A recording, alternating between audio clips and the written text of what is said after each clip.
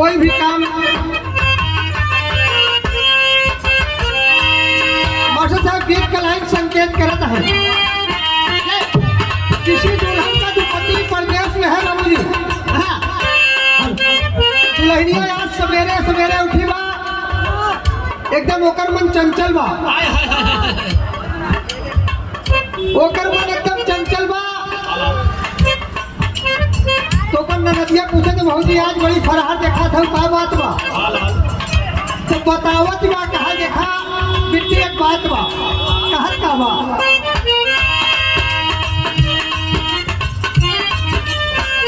अरे सैया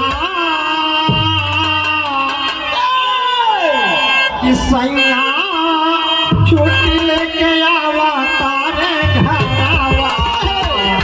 बिट्टी आज फोन आई रहा कि तोरे भैया आवत कहत बा कि सैया छुट्टी लेके आवा तारे घर आवा। आज टेलीफोन आइल बा, सैया छुट्टी लेके आवा तारे घर आवा।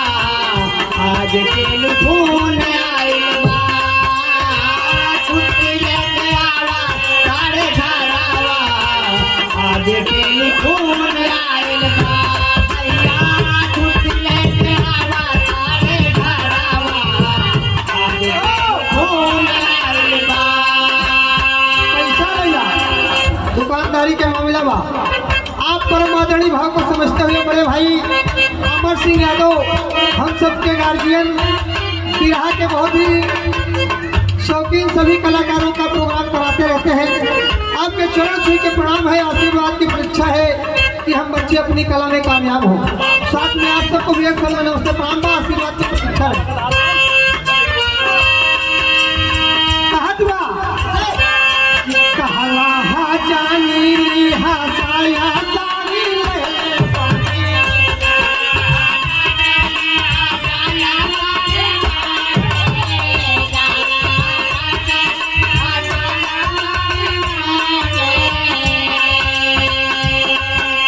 चलिया सी आई के तो हजारा जी के कहले चलिया सी आई के कहन दादा जी का कहले बानी। चलिया सी आई के कहन दादा जी का कहले बानी। अरे लहले पानी टिकुली का जारा,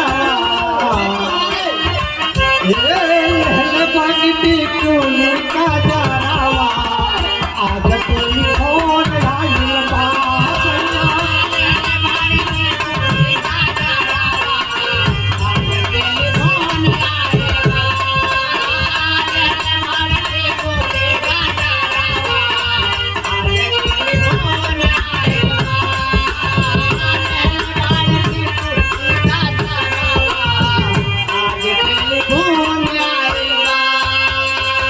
लेकिन बाबूजी ये तो गीत के लाइन रहा, लेकिन भक्त माँ के दरबार में जाके कहता क्या है?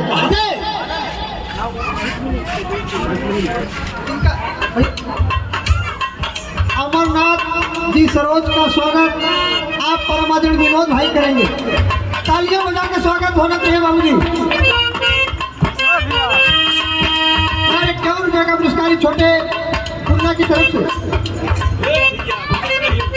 छोटी बच्ची हम सब नहीं कर सकी थी, खुद ही मांगे आई है, लेकिन हमारा ऊपर लेके किया। साथ में आप सबको भैया सर में नमस्ते प्रणाम। भक्त माँ से कहता है मास्टर साहब, बेटवा महतारी से कहत बा मैया हे मैया दर्शन दे बुहा महन के कहिया।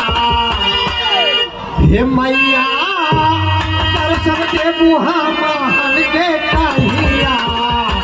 रहिया तोहार जोहिला मैया।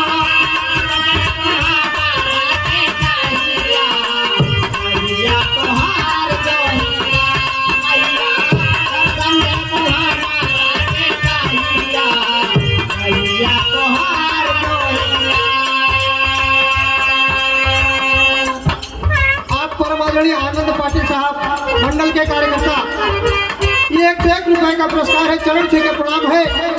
साथ में आप सबको भी 100 से प्रणाम है।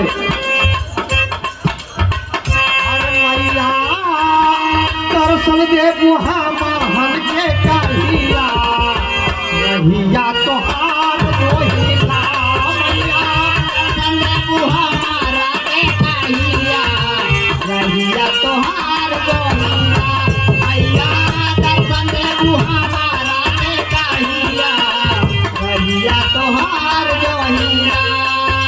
कहता है कि कमलाया सानावा बहन सजी सवारिया हो,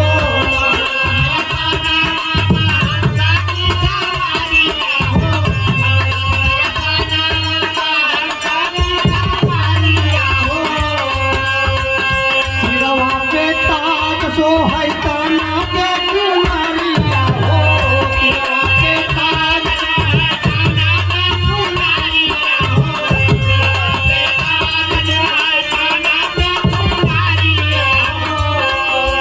अरे मैया पूरा कैलू भागन के चाहिया। भक्त कहता है कि भाई जो भी दरबार में आया है कुछ न कुछ जरूर मिला है माँ। पूरा कैलू भागन के चाहिया रहिया तोहार जोहिला मैया,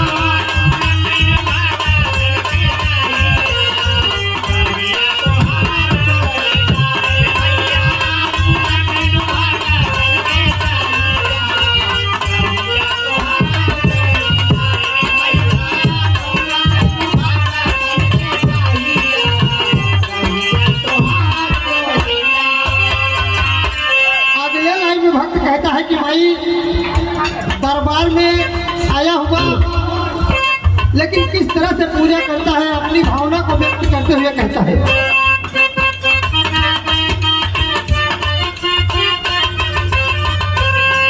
साधना विहीन माई ताना माजा पूर्वा,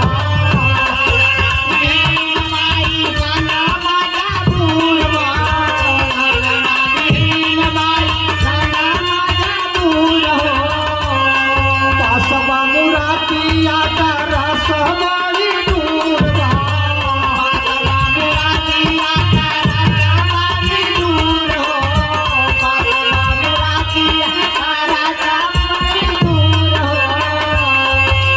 अरे मन मांगया चारा के छहिया। कहत बा कि भाई हे मन मांगया चारा के छहिया रहिया तोहार जोहिला मैया,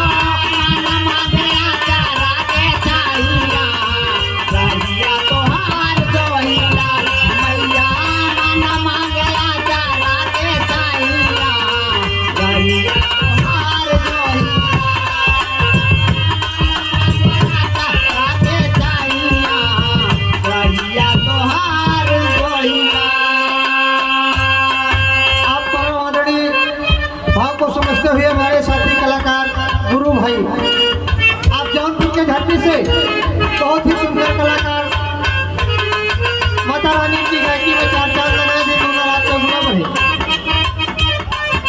चरण छू के प्रणाम है, आशीर्वाद की प्रतीक्षा है कि हम बच्चे अपनी कला में कामयाब हो। साथ में आप सबको भी 100 नमस्ते प्रणाम। और बढ़ जा अनुआ बढ़ जा।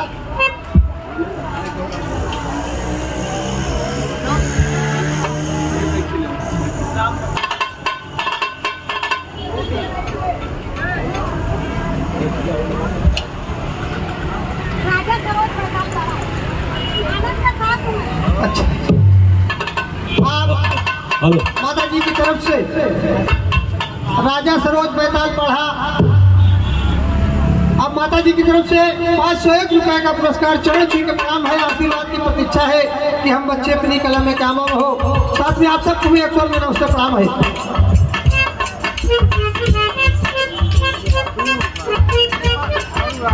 आप विनय पाल भाव को समझते हुए भैया 101 रुपए का पुरस्कार है, चरण छू के प्रणाम है, आशीर्वाद की प्रतीक्षा है कि हम बच्चे अपनी कला में कामयाब हो। साथ में आप सबको भी 100 नमस्ते प्रणाम बा।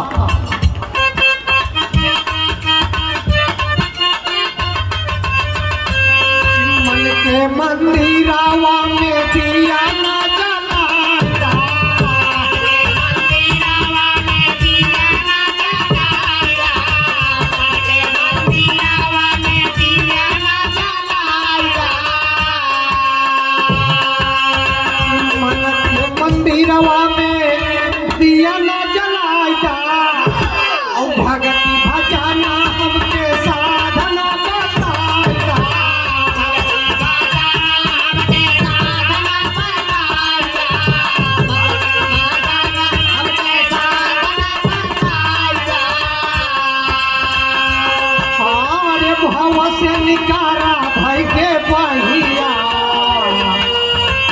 भाव से निकाला भाई के पहिया रहिया तोहार जोहिया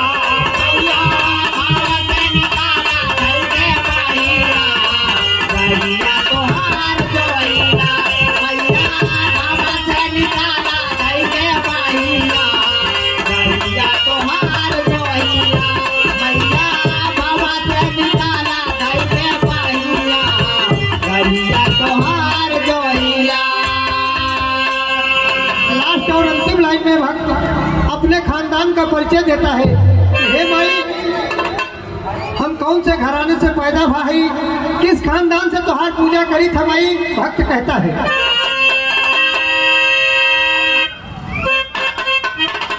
भैया कि भूलो